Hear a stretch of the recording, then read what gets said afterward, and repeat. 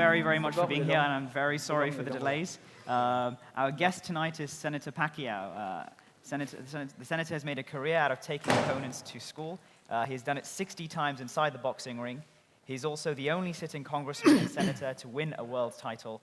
After serving 2 terms as a congressman, Senator Pacquiao was elected to the Philippine Senate in May 2016, capturing over 16 million votes nationally. Please join me in wishing him a very warm welcome.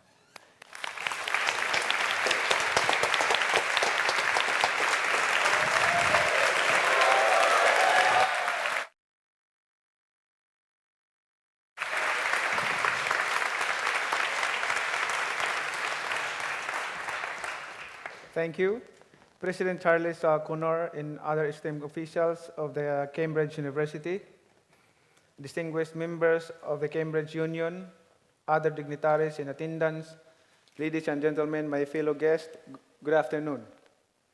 A famous pastor once said, and I quote, "The world is a university and everyone in it is a teacher. Make sure when you wake up in the morning, you go to school." End of quote. Today, I'm not just in any obscure part of the global university. I am deeply honored to be invited by the Cambridge Union, the oldest debating and free speech society in the world, and the largest student society in the University of Cambridge. I am not a scientist, a mathematician, or a philosopher, but you have given me this privilege of addressing you. I am humbled to be in the midst of brilliant students in this prestigious university that has educated remarkable alumni, including British prime ministers, foreign heads of states, monarchs, and royals.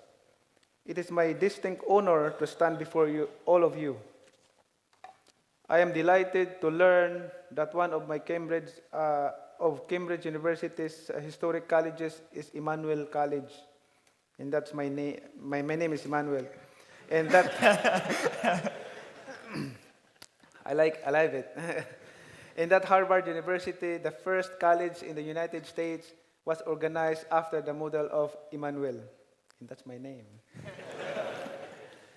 I have not experienced how it is to pursue a degree like a regular university student. My circumstances were very different from yours. But I did not allow these circumstances to limit me. I worked on and finally received my degree through the alternative learning system. More importantly, I continued to learn from the university called life. So here is Emmanuel the Pedran Pacquiao standing in front of you. I am not here to show off my left hook or fluid footwork like that. I'm here because I want to personally share my narrative in the hope that it will touch even just a few of you and persuade you to think differently about life. I was born into poverty. There's a Filipino metaphor that goes, "Mas mahirap pa sa daga," which translated to more destitute than a rat. From a very young age, I had to struggle daily to survive. I fought hard, I faltered, I failed many times. But I learned to rise again each time I failed. Each setback became a platform for a comeback. That is what life was like to me as a child. But my hardships are not uncommon. There are so many others around the world who have faced even worse. But my hardships taught me one valuable lesson: never quit.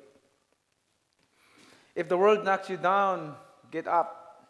If all things conspire against you, fight back.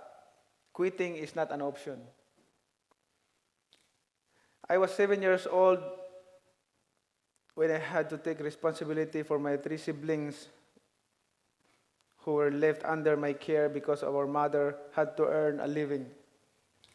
I took it upon myself to help her, Mommy Junisha, as she is fondly called by the Filipinos, to earn extra money so that we can eat even just one decent meal a day. And I can remember There's one thing happened to us in the family that my younger brother, who is a congressman right now in the Philippines, he was crying and asking for food because of hunger. He's crying and asking to my mother, asking for food, and my mother answered to us, just drink a lot of water, just to survive, and tomorrow maybe we will have food to eat. And that's the hardship in life that we experience, we will never forget. That's why every time I can see the poor people asking for help, I cannot, I cannot turn back from them. I can feel their hardship, their needs, because I've been there. My life, uh, we experience hardship worse. It's hard to explain, but uh, there's a day that we don't have food to eat, just water to survive, and that's what we experience. And I'm so thankful to God because of this success and accomplishment in life that beyond of my imagination that I accomplished all these things. But nothing is impossible with God. I was still in elementary school back then. I managed to attend classes even without sleep and without food. There were days when it was only water that kept me going. We were so poor that we could not even afford school supplies.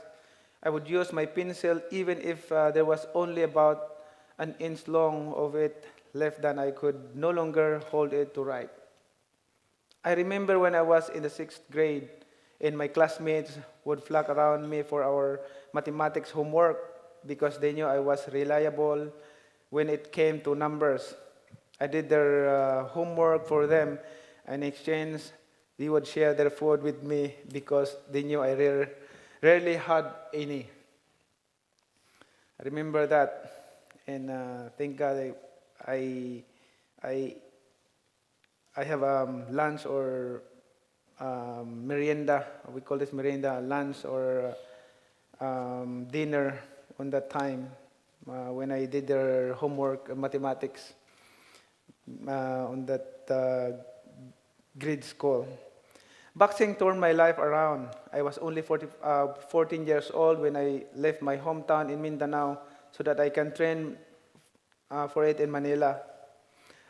My narrative took a turn because of that crucial decision to take a big step away from my comfort zone. With the benefit of hindsight, I have realized that it is the grace of God that transformed me from nothing into something. And that's what I'm talking about. It is a purpose of God that He raised me from nothing to something to inspire people. My circle became bigger and bigger because of the countless opportunities that boxing brought about. My victories in the ring pushed me right into center stage and ushered in fame and fortune. Opportunities came knocking at my door one after the other. But although I have savored the perks of luxury, the wages of poverty are etched in my memory. And even how much money we have, I earned in my career, how much success I have done in life, every time I can see the poor family and poor people asking for help, my heart, I can feel their agony, their needs, because I've been there. My heart still feel what they're feeling. It is too much, I know, to wish that no one would have to live in poverty anywhere in the world. Unfortunately, poverty is a harsh reality we must accept. What I can do is use my personal struggle to convince others that there is a reason to fight, that giving up should not be an option, and that winning despite the odds can happen. Politics will never be my comfort zone, but public service is my clarion call. My compassion for the plight of my people is what motivated me to enter the world of public service in 2010 as a representative of Sarangani in the Philippine Congress. 2 terms after, I won a seat in the Senate with over 16 million votes, and now I fight in a different arena.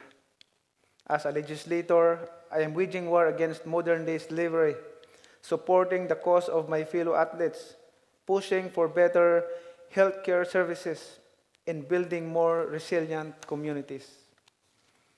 One of my dearest advocacies is the welfare of overseas Filipino workers. The Philippine Statistics Authority reported that the number of overseas Filipino workers deployed in 2016 was estimated at 2.2 million. According to reports, there are over 200,000 overseas Filipino workers here in the United Kingdom alone. I have authored bills for their additional protection and to offer genuine economic opportunities for their reintegration in Philippine society. I filed Senate Bill number 192, which was already approved on third reading, an act mandating the Philippine Overseas Employment Administration to publish, disseminate, and update a handbook on the rights and responsibilities of migrant workers. It is a big step towards protecting our overseas Filipino workers against a multitude of vulnerabilities such as illegal trafficking, illegal recruitment, contract substitution, and the like. I look forward to that day when our overseas Filipino workers would no longer have to be exposed to abuses just to earn money for their families back home. I remain hopeful that the day will come when we no longer have to export our people as household workers who are treated like slaves. The day when people from all over the world would see and treat the Filipinos with dignity, honor, and respect. In the Senate of the Philippines, I was elected as chairman of the Committee on Sports, Public Works, and Ethics. I may not be comfortable with the bureaucracy, but I have learned how to deal with the way things are done in government. We recognize processes and we value debate. As an athlete, I become agitated when I do not improve in terms of speed, style, and stamina. I keep pushing myself beyond my limits. And that's my attitude. I always think positive in life. I never think negative in my life, especially if I have dreams to reach out and to achieve, accomplish. I always think positive. I'll do my best, hard work, discipline. That's what I did in life. That's why if I look back what I have done in life, accomplish things beyond of my imagination, I cannot believe that I can accomplish of that. I have done that, all things, what I have done. And even, I never imagined before when I was started in boxing, my dream is to be a champion in the world. And now, I captured breaking the record of boxing history, 8 different weight division. That's one of a kind, and I'm not boasting. I'm not boasting you my accomplishment, but even me, I'm still amazed of what I have done and accomplished in life. But I think it's just a matter of believing God, and it's just a matter of thinking positive. When you have dreams and discipline yourself, that's the matter of discipline and working hard. And I apply the same principles in public service. As a lifelong learner, I must keep improving myself and I must not stop learning. That way, I remain relevant to my people in the world who deserve the best of Manny Pacquiao inside and outside the ring. For as long as I exist, I will keep showing up for life. I will continue to be a learner and always strive to be a teacher by imparting my hard-earned lessons to others. Each one of you in this room can change the world, and I believe that. You're smarter than me. Have faith, persevere, find your passion, and heed your calling. I urge you, as the Roman poet Horace did, carpe diem, seize the day. And most important thing, ladies and gentlemen, above all, fight. Fight. Never quit. Always fight. Thank you. That's enough.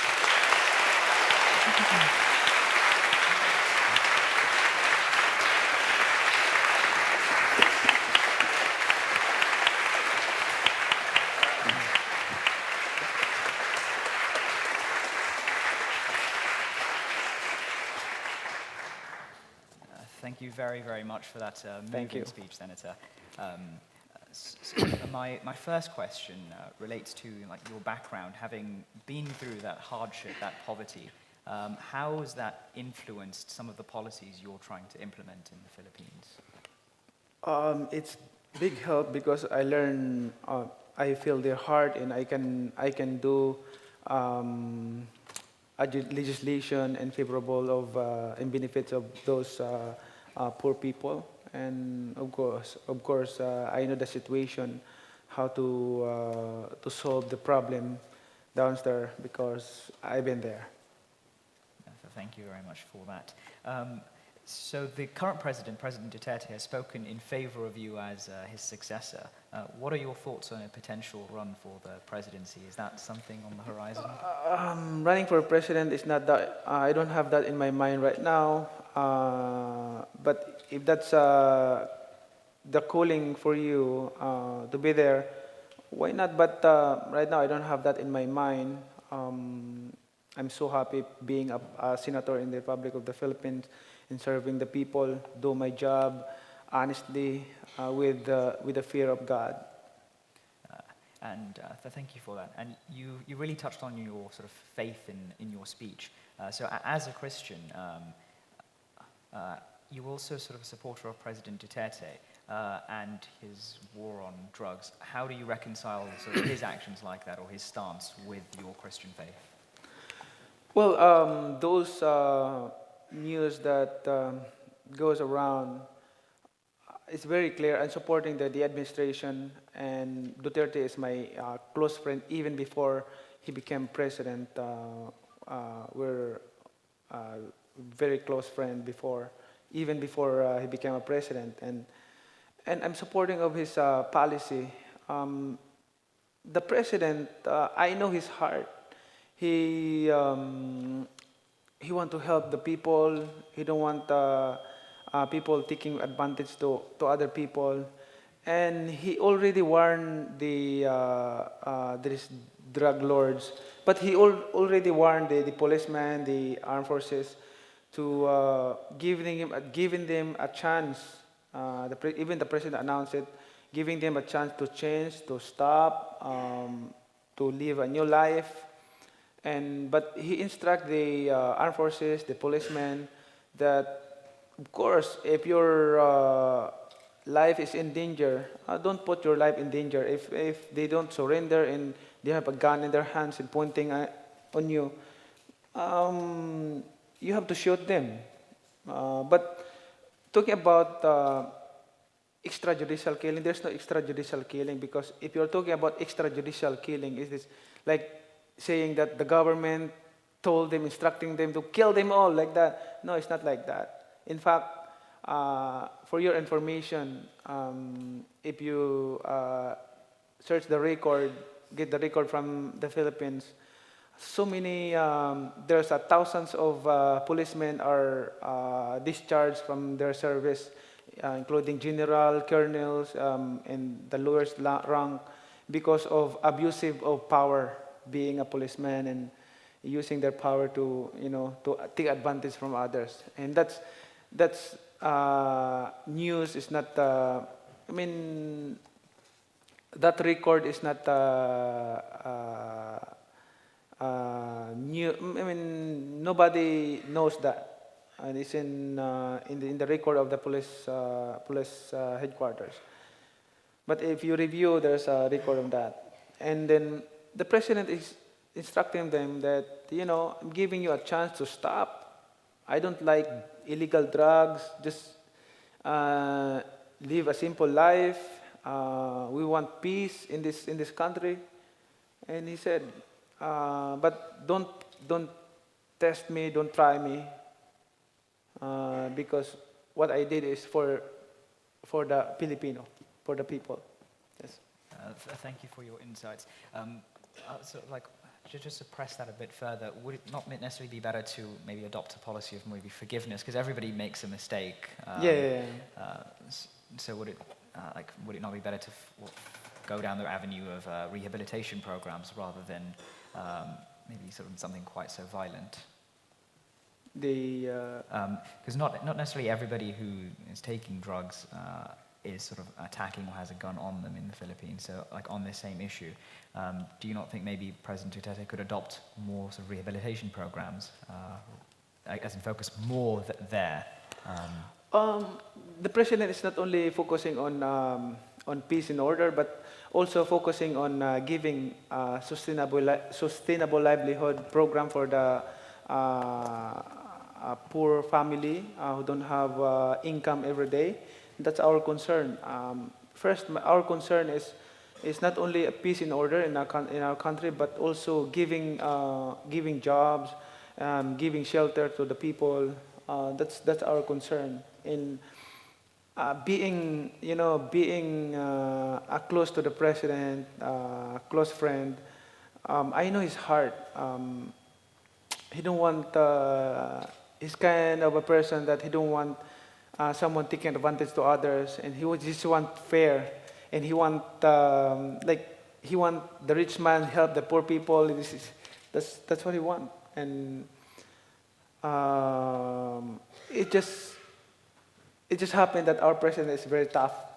He's very tough, so that's why sometimes he talk.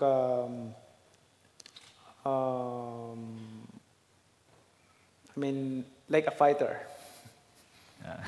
Speaking of fighters, you really touched on the fact that one of your good qualities is not never giving up, always getting back up. How else do you think your boxing career has influenced your political career, or the way you approach politics? My boxing career is different than serving the people. Although it's also helped to my political career because it's not hard for me to introduce myself for them, but because they know my life actually. But in boxing, I'm happy to fight every time I have a fight because it's zero crime in the Philippines.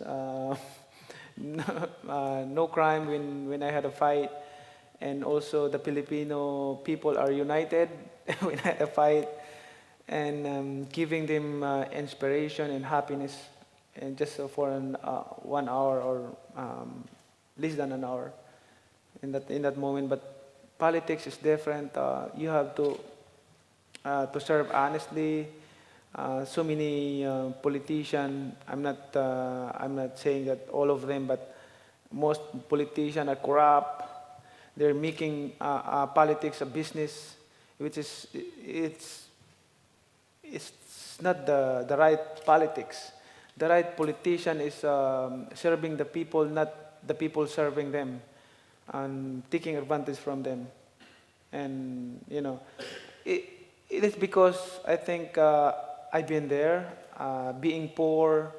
I even try sleep in the street with no food. I experienced that life, and then sometimes I dismay of. I was thinking about to quit serving people because of my feeling that when I encounter some politician, they're hiding in other places, hugging you, but while hugging you, stabbing you at the back. Most of them. But not all of them. It's hard to to giving your trust to them because hugging you and then while stabbing you at the back. So that's the problem. But me as a fighter, as a boxer, and I'm not really before I don't really like politics. I hate politics. Before I became into politics, I hate politics. I hate politician because politician is really I hate politician before I enter politics because politician was too much talking and without action. And we as a fighter, we do action than too much talking, right? So different than public service in boxing, in the sport. So that's different. Uh, and touching on sort of this differences and the different outlook that you have, we've seen across the world with sort of sporting figures getting more involved in politics, like the new president of Pakistan. Why do you think sort of more sports people are getting involved in politics and at this time?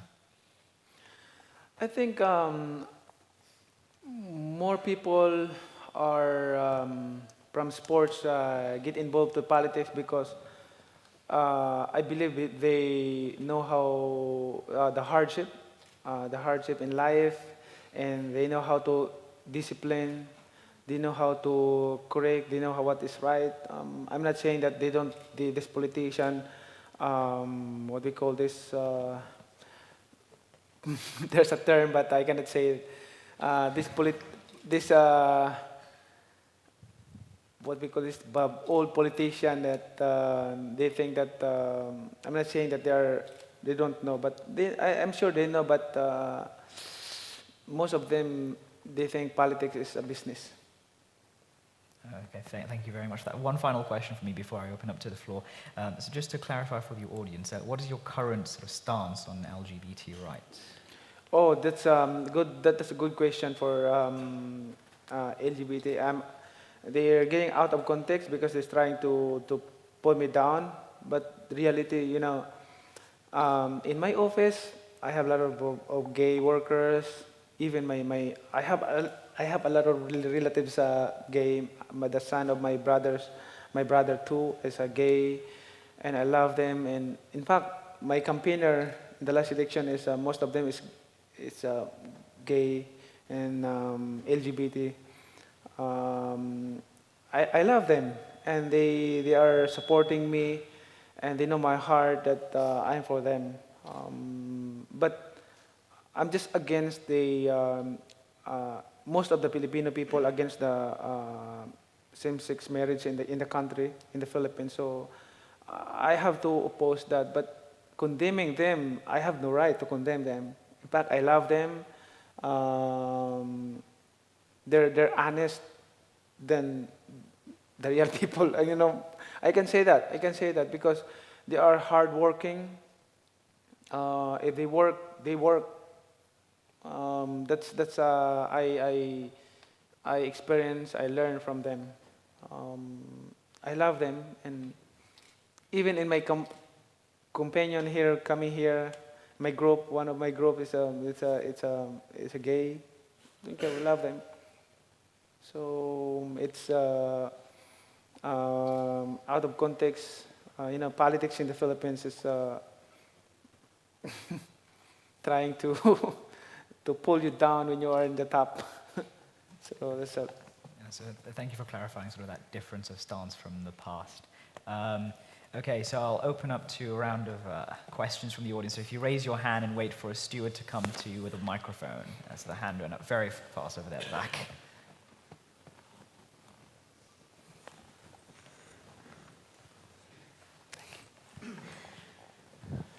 Thank you. So I was wondering, with President Duterte having drawn quite a lot of criticism from the Catholic Church in the Philippines for his war on drugs, and with Duterte criticizing the Catholic Church itself and particularly insulting the Pope, are there sometimes things you wish Duterte would do differently, or that you would do differently in his position, that would perhaps reconcile better with the Catholic Church in the Philippines and in the world? In that issue, I think that's a personal between the president of his what I heard is he had an experience with the press before, and that's his personal to give a comment on that. But what I believe is religion is separate from government, but we all know that most of the laws in the government is based on the Bible, but I don't know in this country, but in the Philippines there is a separation of government and religion. Thank you for that. Thank you. Just over here. Thank you very much for coming, Senator Pacquiao.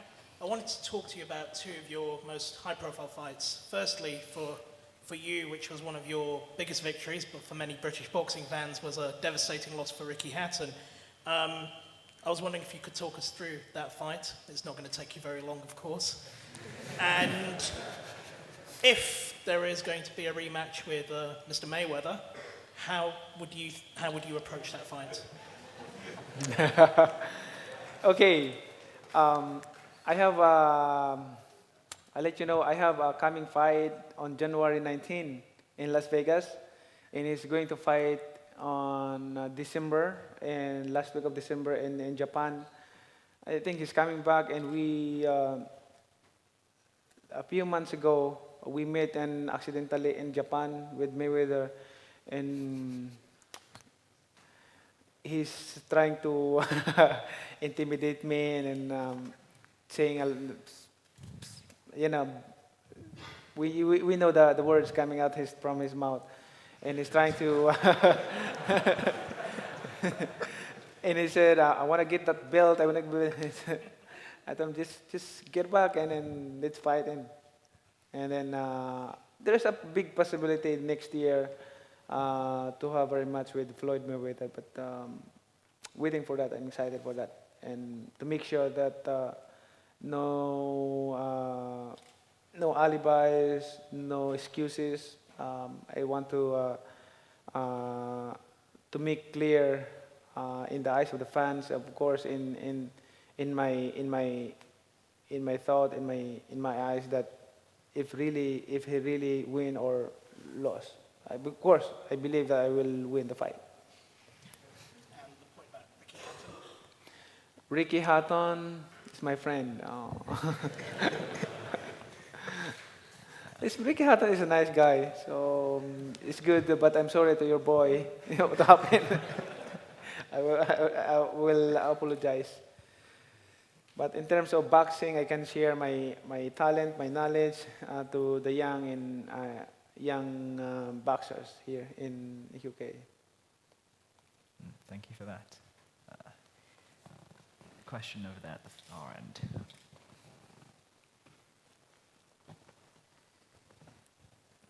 Hi, Erin Orr, Homerton College. I've also got a boxing question as well.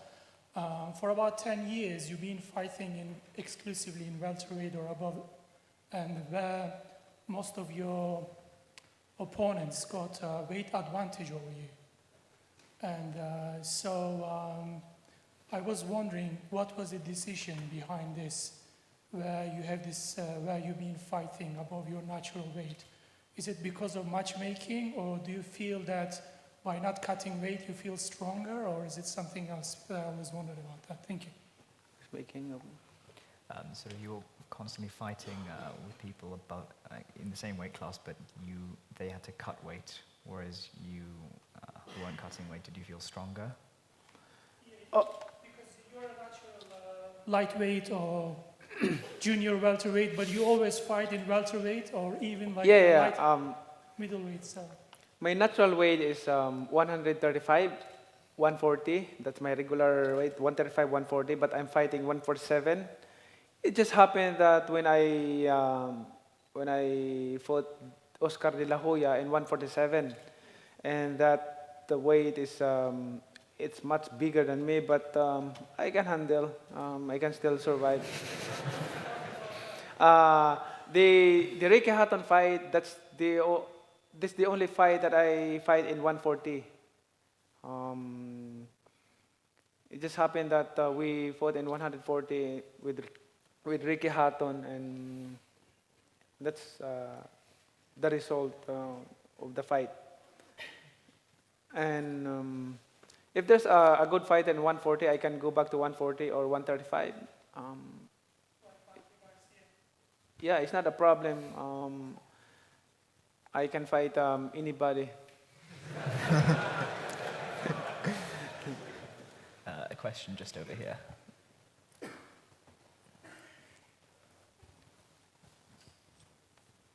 Hello. I have been fortunate enough to spend some time in the Philippines over the past several years, and I've noticed an increasing push towards sustainable tourism. But at the same time, there's a lot of damage that's been done as a result of the tourism industry in the Philippines. And you're in a position now to kind of do more. So what sort of programs are you supporting or hope to put in place in the next couple of years to help mitigate some of the damage to the reefs and other parts of that gorgeous country? Now, strictly in the Philippines, we are strictly implementing the laws in the Philippines, especially cleaning and greening the playground, and improving and inviting more investors, of course, developing the tourist destination, and that's our focus with the administration. As a chairman of Public Works, we make sure that there's a fast development in terms of infrastructure. Thank you. Thank you. Just here at the front as well. Senator Pacquiao, thank you so much for coming to see us this Thank evening.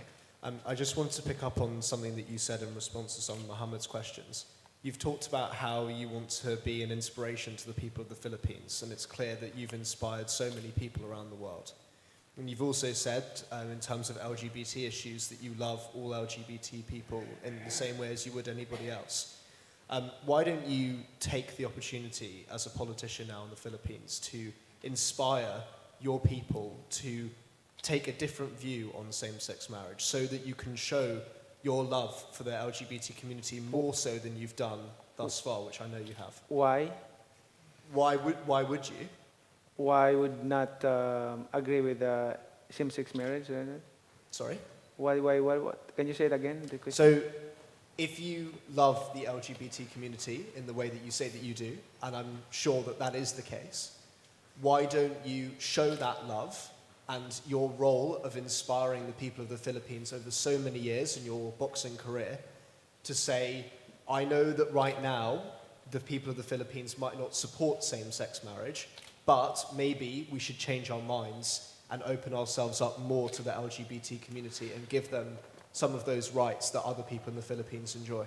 Okay, in majority in the country of the Philippines, people are Catholic, and they don't want, majority of the people don't want a same-sex marriage anyway. And my belief also, it's against our belief. That's why we oppose that, but we don't condemn them.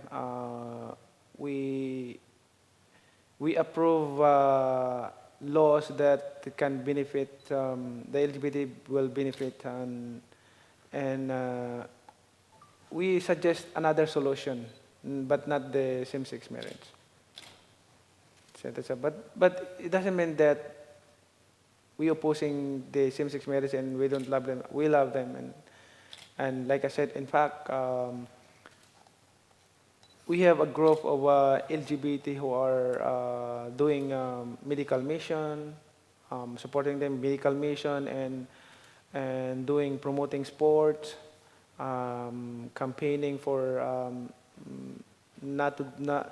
yes to sport, no to drugs, like that. So I'm glad to say that to you, because that's what we're doing right now in the Philippines, especially in our province. Thank you. Thank you. A question right there at the back. Senator Pacquiao, thank you very much for coming. You mentioned Floyd Mayweather, and he's recently fought Conor McGregor, and I think is fighting a Japanese martial artist. And lots of people are saying that this is devaluing boxing and making boxing like almost the WWE. You know, he fights who he wants, he gets paid, but it's not real boxing. Do you think these kind of fights with mixed martial artists are good for boxing, or they're bad for the sport? Thank you very much for coming. I think that fight is it's like I can say I don't know the fight is if real, but the fight is in boxing, so I think Floyd has advantage of that. It's like I said, it's like a lion and fighting against a shark. So if the fight is in the ocean, of course, the advantage for the shark. But if the fight is in the forest, the advantage of the lion. And the fight between Mayweather and the MMA fighter is in boxing rules. So I think Floyd Mayweather will rip up his opponent. Just one here at the front. Manny, ¿cómo está? My Lola says hi. She Hi. absolutely adores you. Taga tondo ako. Filipina. Yeah, Filipina.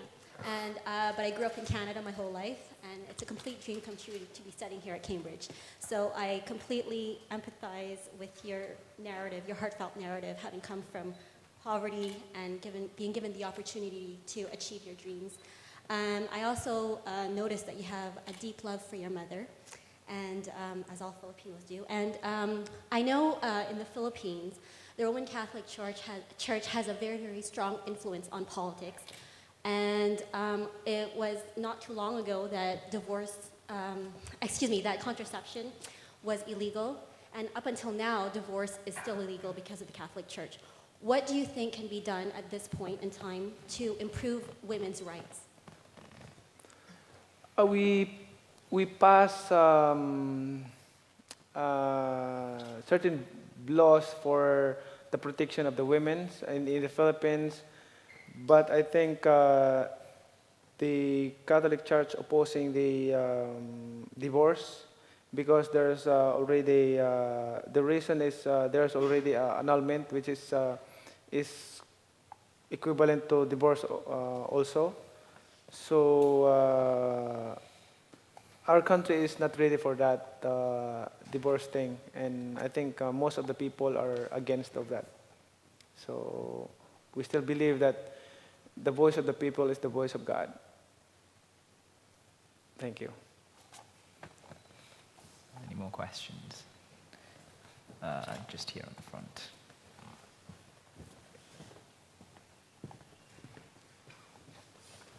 Sorry. Hello, Manny. Who's your best friend in boxing? Who's your best friend fighter, current fighter, or someone you boxed in the past? Have you got? Like, You know, in the past, I have a best friend in boxing, but he died in the fight. That's the sadness. My experience in life is very. He died in the fight. That's why my children, my kids, I don't encourage them to box because I have two friends who died in boxing in the fight. My best friend died in the fight.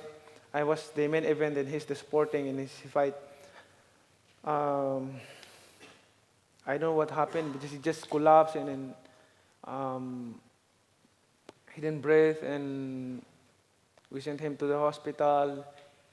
And I don't know what happened. It's just really, really quick. It happened that fast that he just collapsed in the middle of the fight. But he's winning in the fight. He's winning the fight, but he just collapsed. My observation is just he's breathing, deep breathing, and then when he went to the corner, he drank cold water, and he got what we call this I don't know what happened. The explanation of the doctor I can understand. So that's what happened. And two of my close friends died in boxing. So sad. How about any other famous boxers Famous boxer, that you're good friends with? American is my friend. Any country? American is my friend. Oh, American. American. Yeah, American. You know American, right? Yeah. Yeah. American is my friend, and Eric Morales. Eric Morales. He is a congressman right now in Mexico. He is a congressman. Eric Morales and Marco Antonio Barrera, Oscar De La Hoya also. I think the lady just next to you. Magandang gabi, Senator Manny. I come from the Philippines as well, so it's a pleasure to see you here. Thank you. Yeah, so I just have a question. So last September 2017, I believe the senators filed 2 resolutions condemning EJK, or extrajudicial killings. So does this mean that all the senators acknowledge that there is actually extrajudicial killing in the Philippines, and what are they doing currently to address this concern? I filed 2 resolutions last year condemning AJK. Actually, because there's a rumor AJK, but there's no AJK. Based on the investigation, the result of investigation, there is no AJK. But it just happened that there's a rumor of AJK, and we investigated, including the Senate, investigating the incident or the report. But the result is there's no AJK. But it's still, they're still investigating about that issue. But like I said, when you talk about AJK, it's like the government saying that kill them. The government authorized them to kill this drug poser or drug lord. But it's never that happened that the government instructing them to kill them, but instead giving them a chance to surrender, to change their lives. And that's where in fact, I'm helping the government promoting sports. I have a sports program in the Philippines, basketball, badminton, volleyball, different kind of sports. So that their attention, instead of doing drugs, maybe they're getting busy to sports. Thank you for that question. Question right there at the back.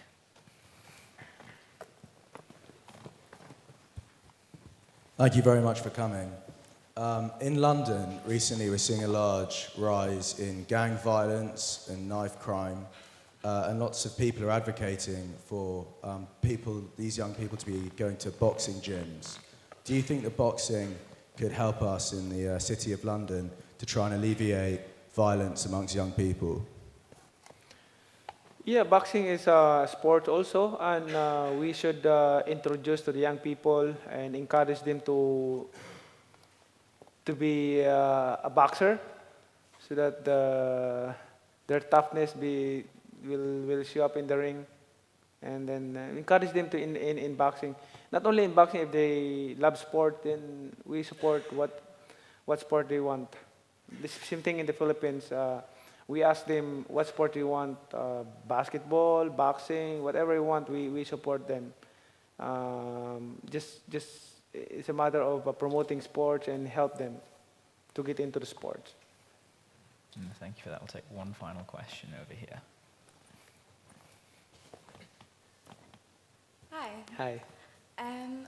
What was your mindset before your last fight with Marquez? And also from watching your training video, it seems like you weren't training as hard as you normally do. But do you agree with this? And if so, then why? Why? What? I understand what Marquez question, but the other question was, can you say it again? From watching your training video, it seems like you weren't training as hard as you have before. Do you agree with this? Or Yeah, first, I would like to answer your the first question with Marquez. Before the fight with Marquez, of course, like I said, I always think positive, and it just happened that I lost the fight. He got a lucky shot, which is part of the game, part of boxing. I got knocked out and lost the fight, but after that, I never quit. I never discouraged. Instead, I get from it the encouragement, and I mean, I work hard. I train hard. I'm a person that if I want to achieve this dream, whatever circumstances or consequences that I will go through. I will go through. I mean, hardship, discipline. Like when I train in a boxing match, like I'm fighting 12 rounds. I'm fighting at 12 rounds, but everyday training my training is 30 rounds, 32 rounds every day. But my fight is only 12 rounds. So that's why when I get to the ring to fight, 12 rounds is like nothing if you're trained 30 rounds every day. Thank you. Thank you. Thank you very much for that question, and thank you very much, Senator Pacquiao, for your time. If you could all join me in giving him a very warm round of applause.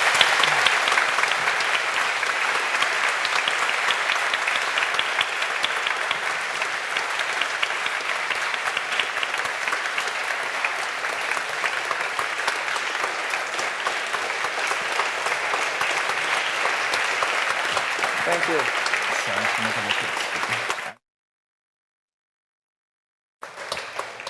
Thank you all very, very much for coming. We've got a great debate for you tonight. This House believes a special relationship is dead, followed by the screening of the US midterms, so please do stick around. Follow us on Facebook, like us on Facebook, follow us on Instagram, and subscribe to the Cambridge Union on YouTube to stay tuned. Thank you all very much. Thank you so much.